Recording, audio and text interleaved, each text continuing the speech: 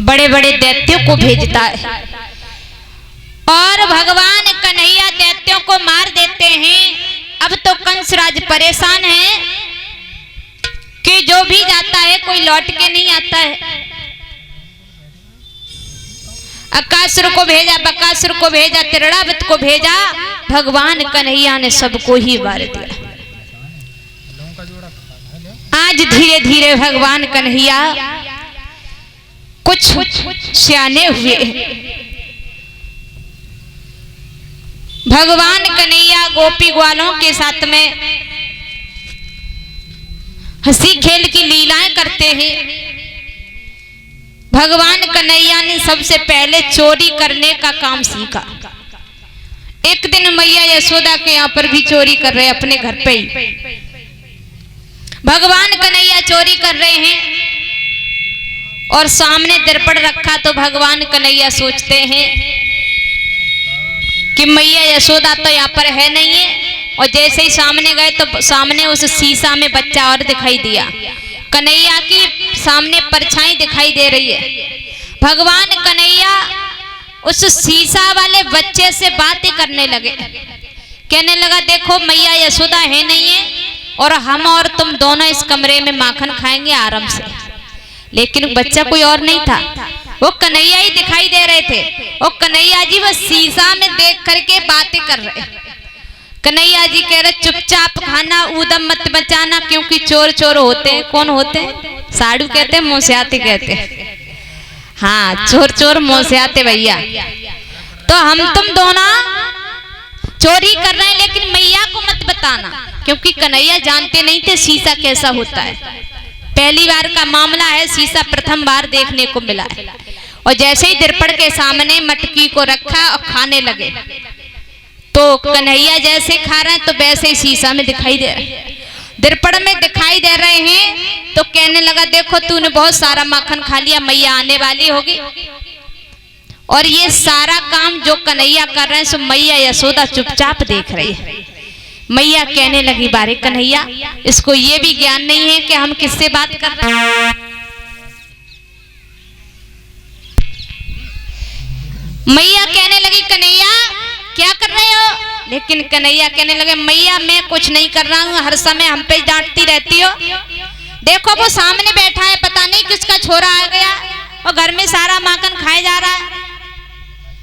मैया को तो सारी बात मालूम थी। मैया कहने लगी किसका छोरा है? तू ही तो है। कन्हैया कहने लगे मैया हर समय हम पे चिल्लाती रहती हो, दिखाई नहीं दे रहा है किसी का छोरा है? देखो सारा मोह लिस रहा है माखन में और सारी माखन को खा गया और तुम हम पे डांट रही हो। यशोदा मैया कहने लगी कन्हैया ये कोई और छोरा नहीं है, तू ही है। कन्हैया कहने लगे मैया अगर मैं हूं तो मैं सच कैसे मानूं? यशोदा मैया कहने लगी सच इसलिए मान पाओगे कि देखो मैं तुम्हें गोद में लूंगी तो वो भी गोद में दिखाई देगा। ऐसे यशोदा मैया ने कन्हैया को गोद में लिया तो कन्हैया को भी सामने यशोदा मैया दिखाई देने लगी। अब कन्हैया को विश्वास हो गया कि हकीकत में चोरी हमारी खुल गई। जैसे ही पोल पट्टी खुली तो मैया इस चोरी को भूल गई हंसी हंसी में। अब भगवान कन्हैया को मैया लेकर के आंगन में बैठी है, तब तक ग्वाल वाला आ गए। कहने लगे चलो यहीं बैठे रहोगे, चलते हैं खेलने के लिए। तो सभी ग्वाला इकट्ठे होकर के आए। भगवान कन्हैया कहने लगे कहाँ चलोगे? ग्वाला कहने लगे कन्हैया तू तो माखन, तेरे घर तो बहुत सारी गैया हैं, कछु हमारो इंतजाम करवा दे।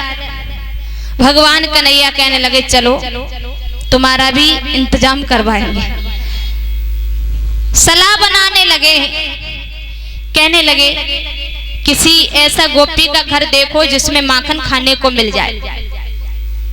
पहुंचे हैं, सलाह बनाने लगे।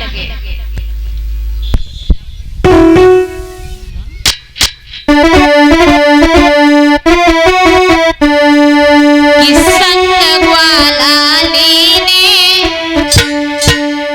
कृष्ण हंस चल दीने, पकड़ी है आगे की राह संग वाला लीने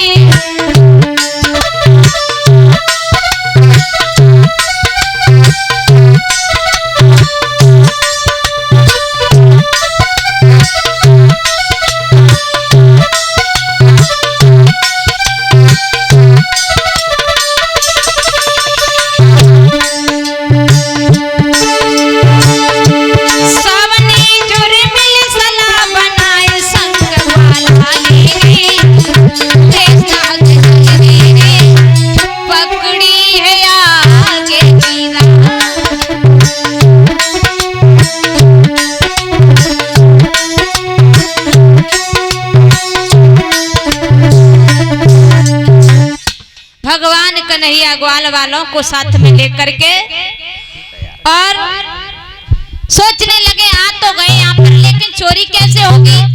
सभी के घर में गोपी ग्वालियां हैं और ये ग्वालनियां गई नहीं तो फिर चोरी कैसे होगी? सभी घर में कोई न कोई व्यक्ति बैठा है। तब तक एक घर खाली देखा, शीला भाभी के घर पर कोई नहीं है, पानी भरने के लिए चली गई।